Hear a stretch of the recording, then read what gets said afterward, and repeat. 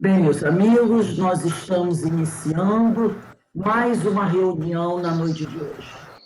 E hoje iremos estudar o Evangelho segundo o Espiritismo, no capítulo 7.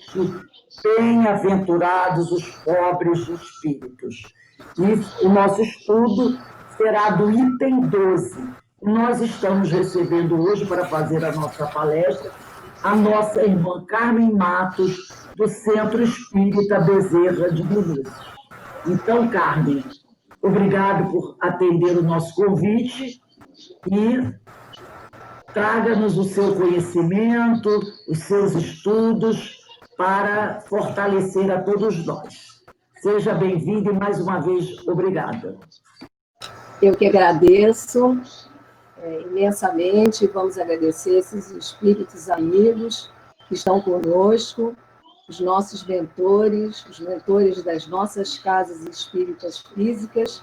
Sabemos que eles querem muito que a gente melhore, que eles querem muito que a gente possa progredir, eles querem muito que a gente possa se renovar cotidianamente. E devagar, lentamente, porque a gente não dá salto. A gente só evolui a passos pequenos mesmo. E esse nosso estudo, Bem-aventurados, está no capítulo 7, Bem-aventurados os pobres de espírito, é um desafio para nós, as bem-aventuranças. Eu acho que tem alguém que está com o microfone ligado, que está dando alguma interferência. Eu acho que é o Félix, não é não, Félix? Oi? Eu acho que você está com o microfone ligado, não está, não? Estou sim, desculpa. Então, agora fica melhor, né? Agora fica melhor. Então, é um desafio as bem-aventuranças para nós, quando nos fala de pobres de espírito. Quem são os pobres de espírito?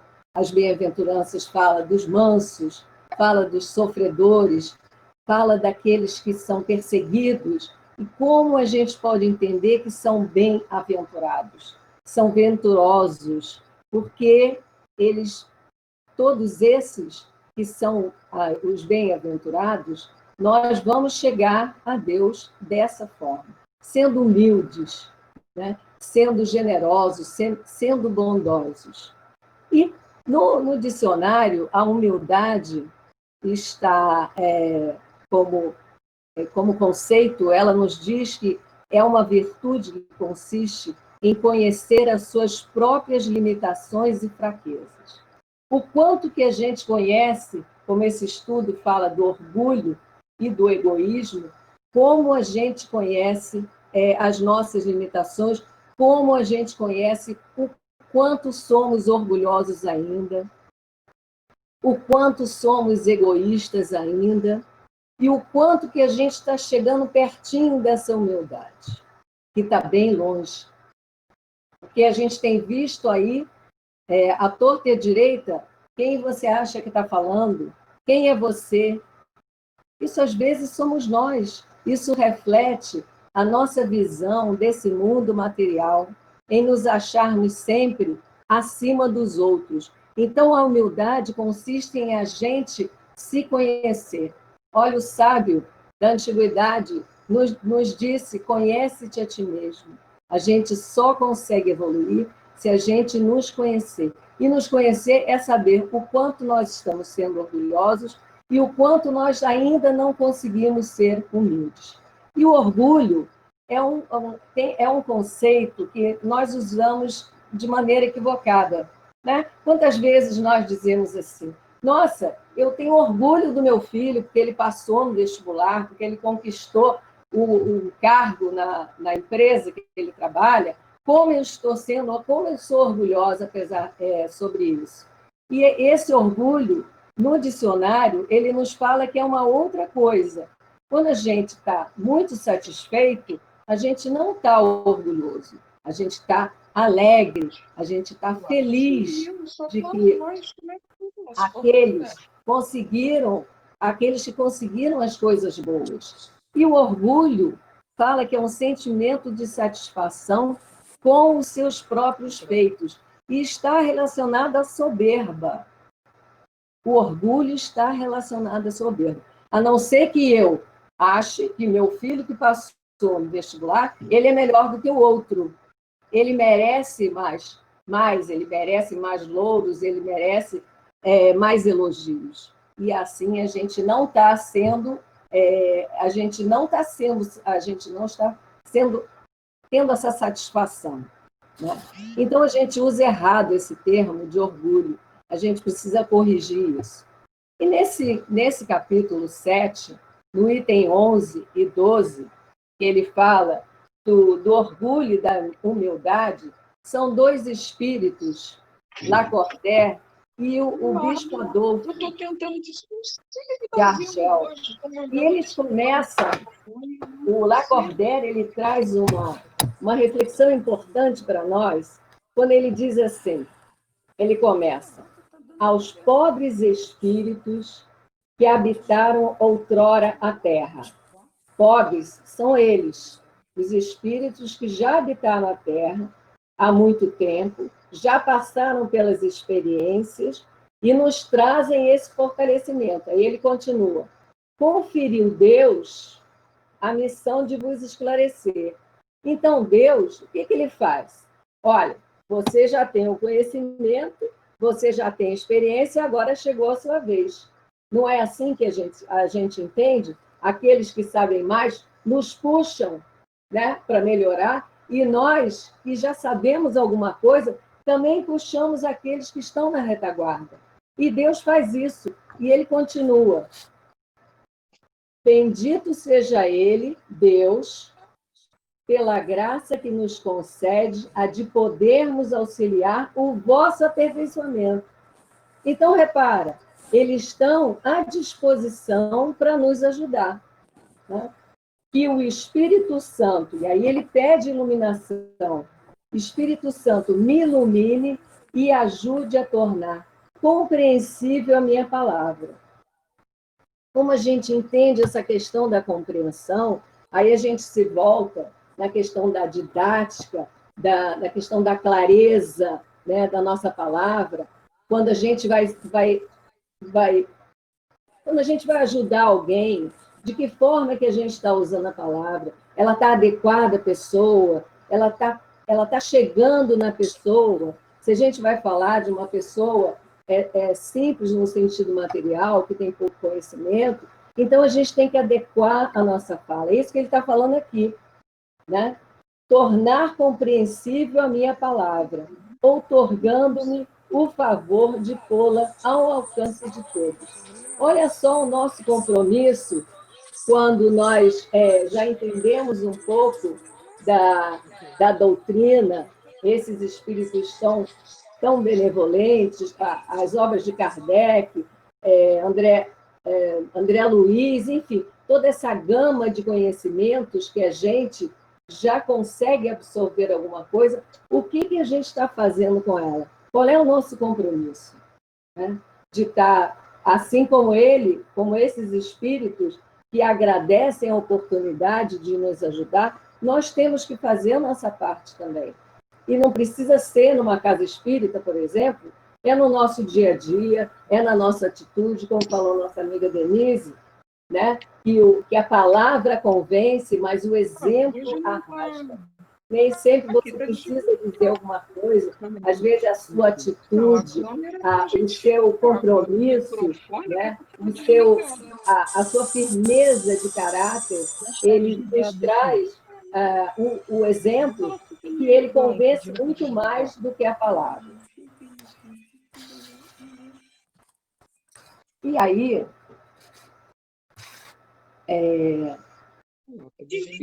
no livro Mestre na Educação, de Pedro Camargo, ele tem o capítulo 12, é o capítulo seguido do capítulo 11, que a Denise fez a palestra, Não Julgueis, e ele tem uma questão importante que Pedro Camargo fala da instrução e da educação. Então, para a gente entender, para a gente ter na nossa mente essa compreensão, né, desses termos, e que nos remete aos conceitos que a gente tem a respeito disso. Aí ele começa assim: olha, não confundam instrução com educação. A educação abrange a instrução, mas pode haver instrução desacompanhada de educação. Como que a gente entende nesse contexto? Eu acho até que Kardec podia trocar, né? Em vez de instrução dos espíritos, seria educação dos espíritos, né? Então, a instrução se relaciona com o intelecto e a educação com o caráter. Aí a gente lembra, eu acho que foi na década de 80, e aí, em vez de chamar professor, era educador, né? Aí trocou, né? Para ter esse contexto da moralidade, que a gente não só está ensinando o conteúdo, o conhecimento. Aí ele diz assim: instruir é ilustrar a mente com certa soma de conhecimentos sobre um ou vários ramos científicos. Já educar, ele diz, educar é desenvolver os poderes do espírito, não só na aquisição do saber, como especialmente na formação e consolidação do caráter. O intelectualismo não supre o cultivo dos sentimentos. Então, o que a gente vê nesse panorama aí mundial, na humanidade, quantos doutores, quantos títulos, quantos diplomas, quantas especializações, e as pessoas simplesmente têm a técnica, não têm a moralidade.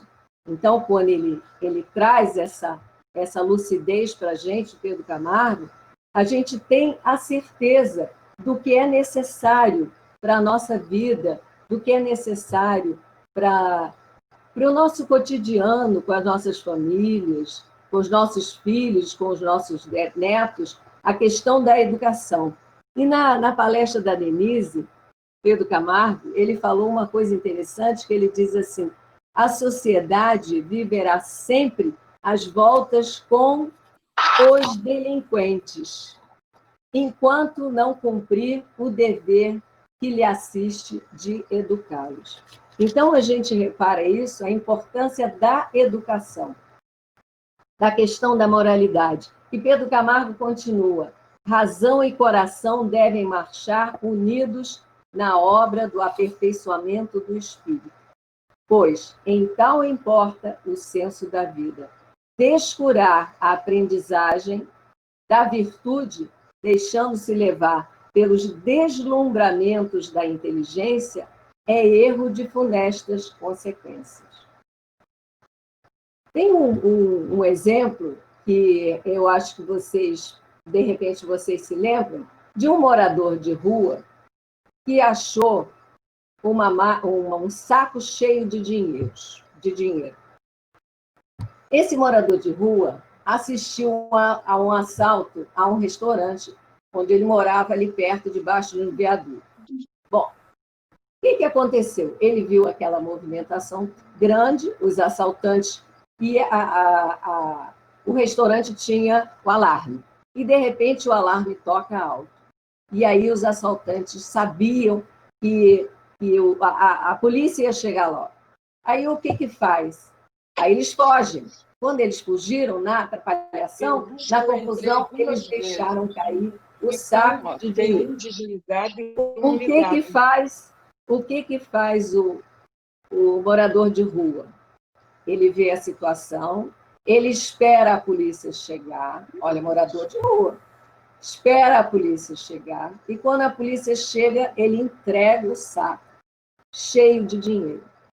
Pensamos nós aqui, na condição dele, sujo, frio, com fome, e ele entrega aquele saco de dinheiro. O dono do restaurante ficou assustado, né? Esse rapaz ficou famoso. Ele foi entrevistado no Ratinho, ele foi entrevistado em vários programas aí. Aí a primeira pergunta que fizeram para ele foi essa. Eu imagino que todos perguntariam a mesma coisa. Por que você não ficou com dinheiro? ou pelo menos uma parte dele, pelo menos, né? Aí o que ele disse? A minha mãe me ensinou que aquilo que não me pertence, eu tenho que devolver. O que não é meu, eu não posso ficar. Olha só, nós, com os nossos títulos, enfim, o nosso conhecimento todo, será que teríamos essa atitude de humildade? Né? Repara só, vamos refletir a respeito disso. Aí o que aconteceu na vida desse rapaz? A vida dele se transformou.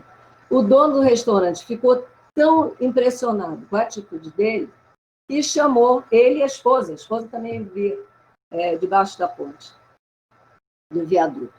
Chamou ele e a esposa e disse, olha, nós queremos te ajudar, então nós vamos dar um treinamento. Olha aqui a instrução.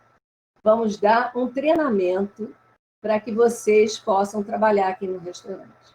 Olha a instrução, porque educação esse indivíduo já tem.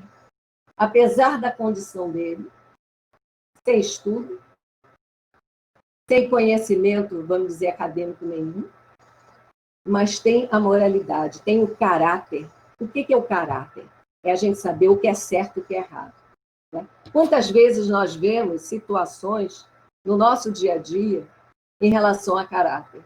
Né? Uma vez aqui, numa época que estava faltando água, bastante, né? E aí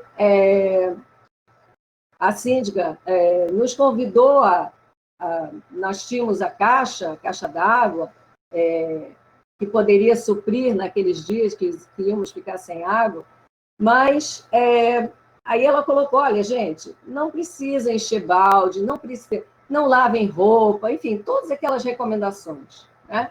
E aí, bom, cada um pensa que cada um vai fazer o que é certo, né?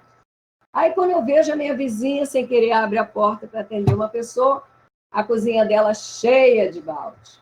Cheia de balde. E é o que a gente vê. É o quê? O egoísmo. Estou pensando em mim só, que se dane o outro. Que se dane o outro. Eu tenho que pensar em mim. Mais importante, quantas vezes nós vemos no supermercado pessoas que acabam ficando com dinheiro, né? Dinheiro que veio a mais, que a Caixa nos deu, né? Será que nós não deixamos, às vezes, alguns itens passar e a gente, ele é um empresário rico, né? Ele não precisa disso, qual o problema? São essas pequeninas coisas que nos trazem a certeza que ainda estamos nessa caminhada, ainda somos egoístas, queremos pensar em nós mesmos. Rubem Alves, professor, desencarnou, eu acho que em 2018, se não me engano, ele fala que professor é profissão, educador não é profissão, é vocação. Nasce de um grande amor, de uma esperança. Olha que bonito que ele fala para a gente. Né?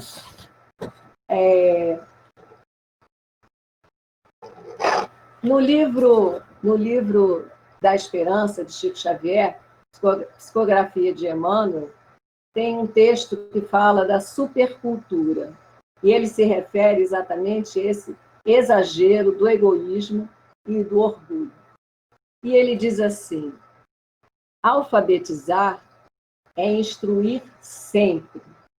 Alfabetizar no sentido de educar.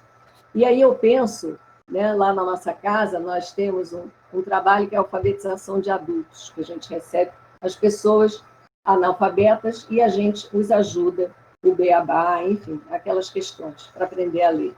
E aí, quando eu li exatamente isso aqui, alfabetizar e instruir sempre, eu me lembrei do quanto eu aprendi, na verdade, a alfabetização foi para mim, porque eles traziam experiências da vida deles, experiências muito difíceis, e eles estavam lá firmes. Depois do trabalho, tomavam banho, vinham cheirosinhos para assistir a aula da gente. Então, a atitude deles de humildade, né, me comovia, e eu via que a alfabetizada estava sendo eu, não eles. Eles não precisavam daquilo. Aquilo não era tão importante na vida deles quanto a vida deles, as experiências que eles têm da vida, que eles, da coragem, da luta, da resignação. Então, ele diz assim, Emmanuel diz assim, sem escola, a humanidade se embaraçaria na selva. No entanto, é imperioso lembrar que as maiores calamidades da guerra procedem dos louros da inteligência sem educação espiritual. Como é que a gente entende isso na nossa vida, né? As metrópoles, as conquistas da engenharia, da arquitetura, prédios monumentais, prédios inteligentes. E aí ele fala assim, a supercultura monumentalizou cidades imponentes e estabeleceu os engenhos que as arrasam. Vamos colocar na nossa tela mental as Torres Gêmeas, e todo mundo se lembra, em 2001, as Torres Gêmeas, aqueles prédios maravilhosos que foram construídos através da inteligência, da engenharia. E, ao mesmo tempo, essa engenharia criou também aviões maravilhosamente controlados através de computador também. E o que aconteceu? A mesma engenharia destruiu a outra engenharia. É isso que ele fala assim, e estabeleceu os engenhos que as arrasam. Aí ele continua, levantou embarcações que se alteiam como sendo palácios flutuantes. Esses transatlânticos parecem umas cidades, né, sobre as águas, e, ao mesmo tempo, criou o torpedo que as põe a pique. Repara o que acontece quando não temos a educação moral, só temos a instrução técnica. O que acontece? Um destrói o outro. Articulou máquinas que patrocinam o bem-estar no reduto doméstico. Vamos entender aquela casa inteligente que a pessoa aciona o ar-condicionado quando está no trabalho, para quando chegar o ar-condicionado já está lá, já aciona o micro-ondas com a comida, já acendem as luzes, e aí ele continua aqui. Articulou máquinas que patrocinam o bem-estar no reduto doméstico e não impedem a obsessão, que comumente decorre do ócio demasiado. O que a gente vê? Será que nas casas luxuosas a obsessão não chega? Muito pelo contrário, né? A gente sabe que ela chega quando existe o exagero, o ócio no sentido da preocupação material, as festas, né? Os encontros fortuitos, as sensações, né?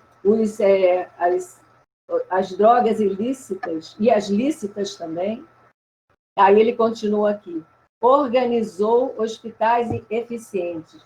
Olha o que a tecnologia e a ciência na medicina já trouxe para nós em termos de recuperação, de exames, de tratamentos, de medicamentos. É uma coisa impressionante. Mas, como Emmanuel fala aqui, de quando em quando lhe superlota os hospitais as mínimas dependências com mutilados e feridos, enfileirados por ela própria nas lutas do extermínio. Do que adianta hospitais tão equipados, tão bons no sentido de tratamento, mas eles continuam, as superpotências continuam mandando soldados para as guerras, e eles chegam mutilados. E aí eu vi uma pesquisa dos rapazes, né, aqueles que não morreram, aqueles que voltaram, da guerra do Afeganistão, que terminou há pouco tempo, 2014, se não me engano, 2015. Aí um rapaz tratado nesse hospital maravilhoso, né, na América do Norte, dos Estados Unidos, ele veio sem as duas pernas, sem o braço esquerdo e sem a mão direita. Do que adianta um hospital tão equipado, tão maravilhoso, tão com a engenharia e a ciência, o que ela pode promover, se nós ainda mandamos os rapazes para a guerra, se ainda existe esse conflito. Ou seja, é o orgulho e egoísmo. É essa queda de braço que ainda continua na humanidade. E aí a gente se lembra, né, do espírito de Joseph Goebbels. Joseph Goebbels foi um cientista recrutado pelo Terceiro Reich, por Hitler, na Segunda Guerra, para trabalhar na pesquisa da bomba nuclear.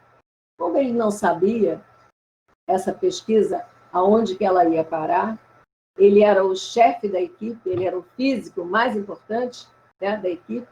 Então, quando ele percebeu qual era a intenção de Hitler, ele disse, não, eu não vou mais participar disso. Olha o caráter, né? Olha a humildade. Não, eu não vou participar. E aí, imagina se essa bomba atômica, na Segunda Guerra, tivesse já sido feita. Imagina a destruição que seria. Então, o que aconteceu com esse cientista? Hitler disse, olha, se você não participar, você vai ser queimado. Não tem problema. Sua família também vai ser queimada. Não tem problema. Então, essa certeza do caráter, essa convicção, a gente sabe também, Joana de Cusa também é outro exemplo, é o quê? Essa fé raciocinada que a gente falou aqui, essa fé robusta, essa fé de saber o que é certo de fazer. É aquilo que é certo de fazer, então vamos fazer. Então, nesse momento dessa reflexão do orgulho, da humildade, do egoísmo, né, o quanto que a gente ainda tem, o quanto que a gente tem desse ranço de orgulho, né, nas nossas relações, né, no nosso dia a dia, e a gente não dá para a gente ficar projetando, mas também o governo, mas também o presidente, mas também o prefeito. Não! A gente tem que fazer o nosso dever de casa, no nosso dia a dia, o nosso feijão com arroz, o quanto estamos sendo orgulhosos, o quanto estamos sendo egoístas. Né?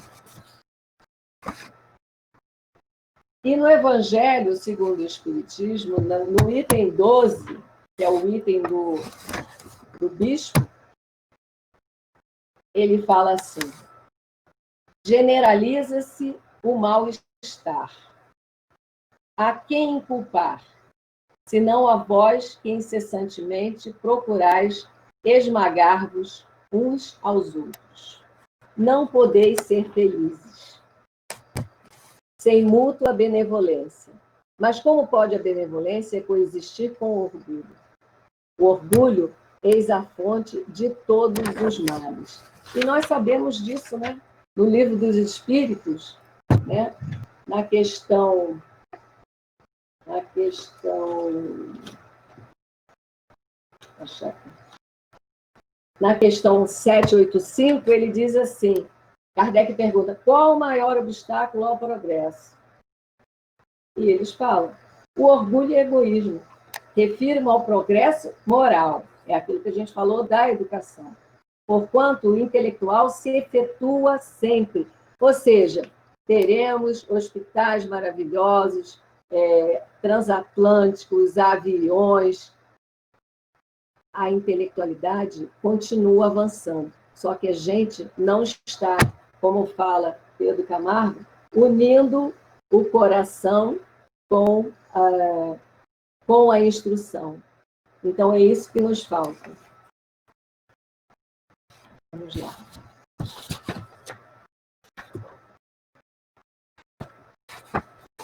No livro Obras Póstumas, foi até o Moisés nos deixou de dever de casa para a gente refletir.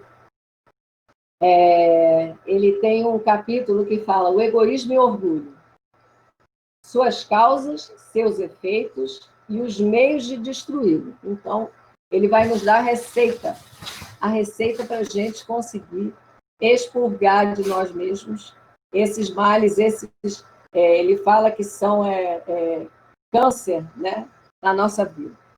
Então, ele diz assim, é bem sabido que a maior parte das misérias da vida tem origem no egoísmo dos homens.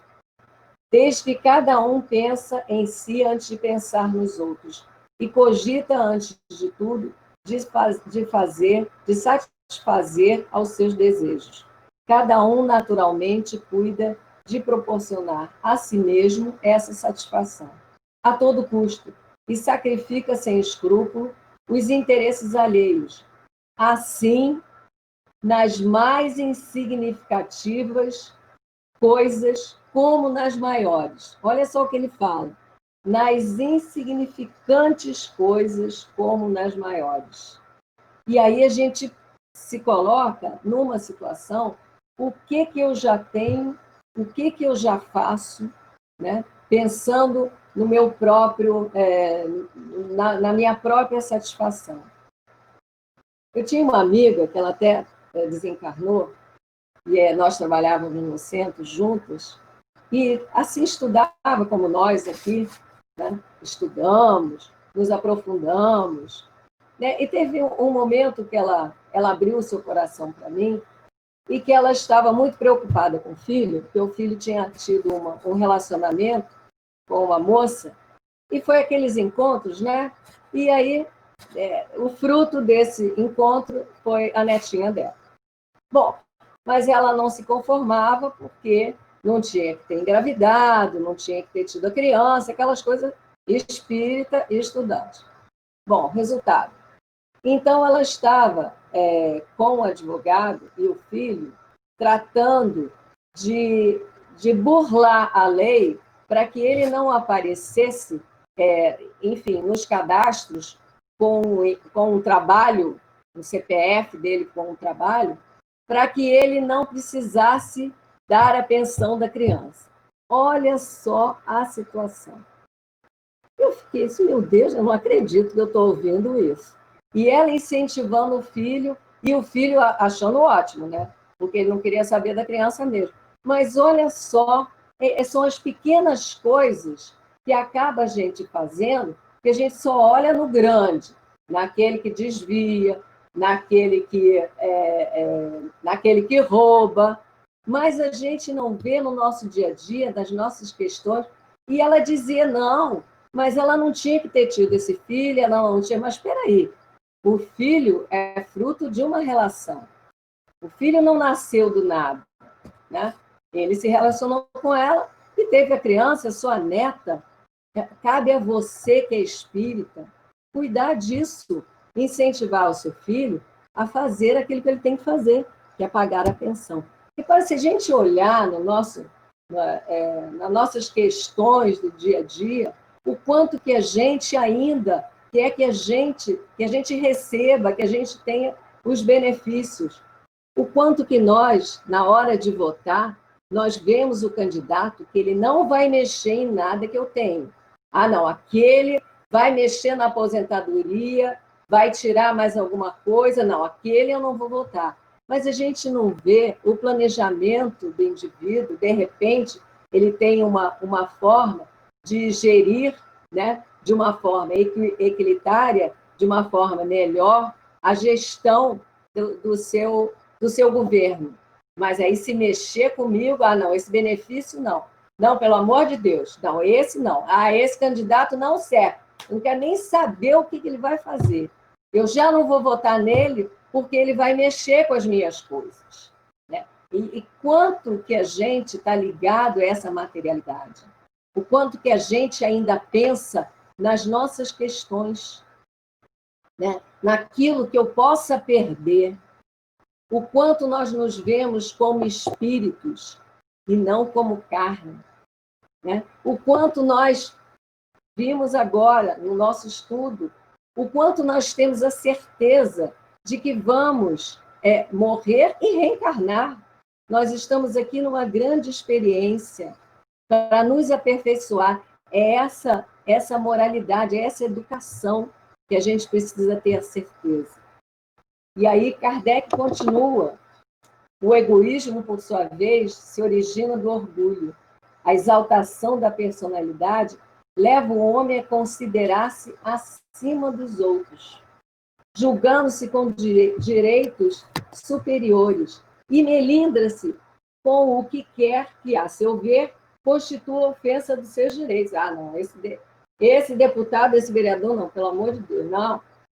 Vai mexer naquilo que não pode, que é o dinheiro, é a poupança, é não sei o quê. Enfim, o quanto que nós estamos preocupados com a materialidade. E aí ele fala que o egoísmo e o orgulho nascem de um sentimento natural, que é um instinto de conservação. Então, todos os instintos têm a sua razão de ser.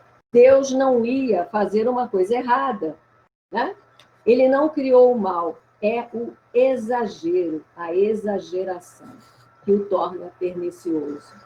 Então, esses vermes roedores, que é o orgulho e o egoísmo, né, de todas as instituições progressistas, enquanto dominarem, fuirão os seus golpes os mais generosos sistemas sociais. Então, enquanto o orgulho imperar, enquanto o egoísmo pensar só nos seus benefícios, naquilo que eu posso lucrar, né, naquilo que eu posso trazer para mim de vantagem, é o que a gente vê. Ah, eu quero a melhor parte, eu quero ter vantagem nesse negócio, né? Se deixar assim, não dá. Né?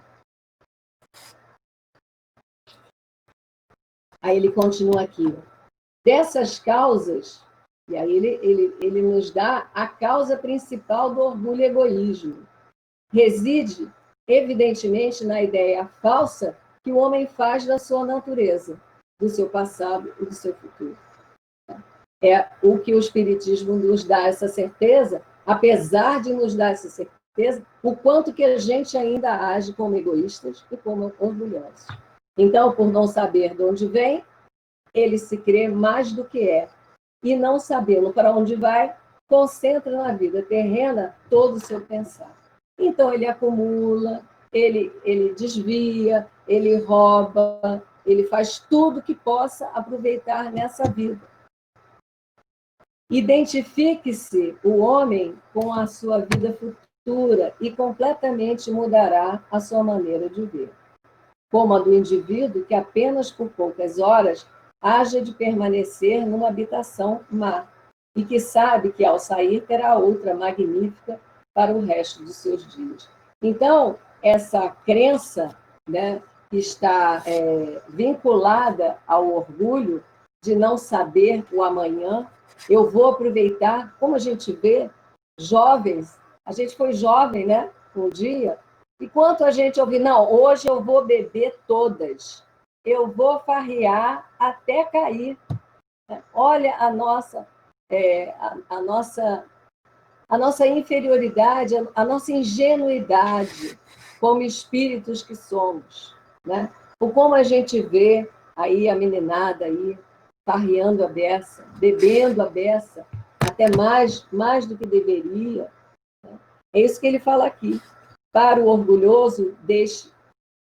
o orgulhoso deixe de crer na sua superioridade, cumpre-se lhe prove que ele não é mais do que os outros, e que estes são tanto quanto ele, que a igualdade é um fato, e não apenas uma bela teoria filosófica, que estas verdades ressaltam a preexistência da alma e da reencarnação. Então, se a gente encara a nossa vida, leva em conta unicamente como essa só, a gente realmente vai fazer como muitos fazem aí. No momento do desespero, em que o recurso não vem, que a falência chega, ele não aguenta. Ele não aguenta. Ele tira a vida. Porque ele não pode viver sem aqueles recursos que está acostumado. Né? Então, o Espiritismo nos traz essa certeza. Né? Agora, o quanto que a gente já está perto disso, o quanto que a gente não se coloca orgulhoso, nem egoísta em relação aos outros, em relação aos nossos pares. Não é os governos que têm que ser melhores, somos nós, no nosso íntimo, entre as quatro paredes. São as nossas pequenas atitudes, como falou aqui Kardec. É nas mínimas coisas. É a palavra que fere, é a atitude que corrompe. São essas pequenas coisas que nos trazem essa certeza que ainda somos, pelo menos eu sou. Vocês já são espíritos evoluídos, Eu ainda tenho atitudes que me incomodam, né? Mas o fato de nos reconhecer é esse conhece-te a ti mesmo. Né?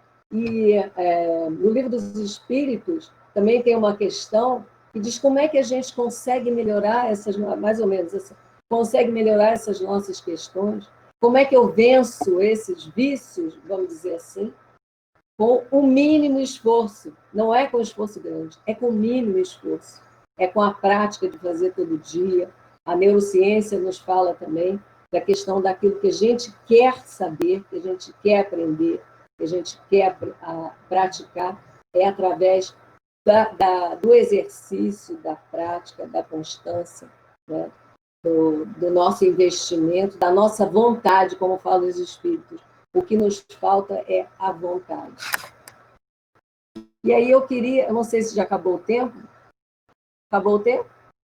Mais ou menos. Então, vou só terminar aqui com a Joana de Ângeles, que ela tem, nesse livro, Momentos de Saúde e de Consciência, da série psicológica, e ela traz uma coisa interessante para nós, essa questão da consciência. E ela diz assim: o momento da conscientização, isto é, um instante a partir do qual consegues discernir com acerto, usando o parâmetro do equilíbrio, alcanças o ponto elevado na condição de ser humano. Aí ela continua: efeito natural do processo evolutivo. Essa conquista te permitirá avaliar fatores profundos, como o bem e o mal, o certo e o errado, o dever, a irresponsabilidade, a honra e o desar, o nobre e o vulgar, o lícito e o irregular, a liberdade e a libertinagem. Então, ela completa: essa consciência não é de natureza intelectual, é aquilo que a gente falou antes. A atividade dos mecanismos cerebrais, é a instrução que a gente falou, é a força que os propele, porque nascida nas experiências evolutivas, a exteriorizar-se em forma de ações. Então, a gente percebe que Joana está nos convidando a essa consciência, né, do quanto que a gente precisa entender essa dualidade do certo e do errado, da responsabilidade, da irresponsabilidade, do compromisso e do descompromisso. Então, essa certeza de que estamos cercados de elementos importantes para a nossa vida, para as nossas reflexões, para a nossa consciência, né? De saber essa balança está pendendo para quem? Aí eu estou sendo egoísta, eu estou sendo orgulhosa, estou sendo vaidoso, né? Então, a Joana nos traz isso, e ela diz aqui, só mais uma coisinha aqui, que ela nos fala que administra teus conflitos. Conflito psicológico é inerente à natureza humana, e todos sofrem. Então, a Joana diz que é quando a gente fala das vicissitudes. A gente acorda bem, daqui a pouco, no meio da manhã, a gente está mal, aí depois a gente melhora, aí depois a gente fica ruim, aí melhora. É assim. São esses altos e baixos que nós temos na nossa vida, que faz parte da natureza humana. Faz parte desses conflitos psicológicos. A Gisele Bündchen tem, o Bill Gates também, todo mundo passa por isso. E faz parte da nossa natureza humana. Então, gente, eu vou terminar aqui, né, agradecendo muito a paciência de vocês, né, que a gente possa ser muito grato a esses espíritos, como Lacordaire, como Francisco de Assis, como São Luís, como o Bispo de Argel, como a irmã Rosália, todos esses espíritos que foram designados para nos ajudar, para nos puxar, para nos trazer essa consciência que Joana fala, dessa dualidade que a gente precisa ter muito solidificado em nossas mentes. Então, que Jesus possa nos abençoar. Agradeço muito a todos aí a paciência e principalmente a Rosa. Graças a Deus. Nós aqui agradecemos a nossa amiga, companheira Carmen, que fez esse estudo muito bom, bastante reflexivo para todos nós, e que a cada dia que passe nós possamos buscar, né, nesses grandes ensinamentos desses irmãos, a receita para nos ajudar no nosso processo evolutivo. Então, já encerrando a nossa reunião da noite de quinta-feira, eu vou pedir à nossa companheira Carmen Dolores para fazer a nossa prece de encerramento.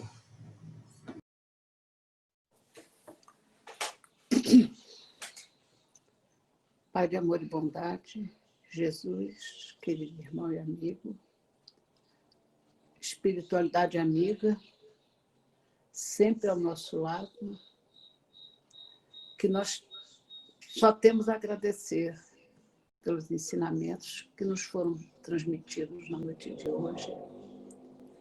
Que nós possamos, Senhor, ter aprendido e começarmos definitivamente a deixar de lado o orgulho, a vaidade, e que possamos ser mais atentos, possamos a cada dia procurarmos demonstrar e sermos realmente mais humildes.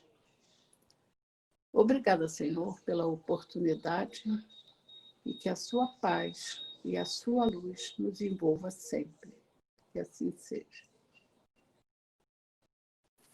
Então, meus amigos, queremos desejar a todos uma boa noite, com muita paz, e que amanhã, se Deus quiser, estaremos de volta. E mais uma vez agradecemos a nossa irmã Carmen, que fez o nosso estudo da noite de hoje, tá?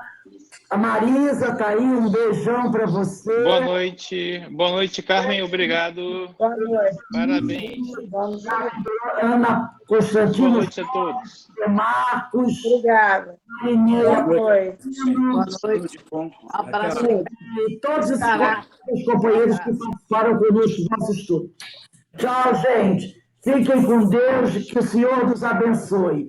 Muita paz para todos. Graças a Deus.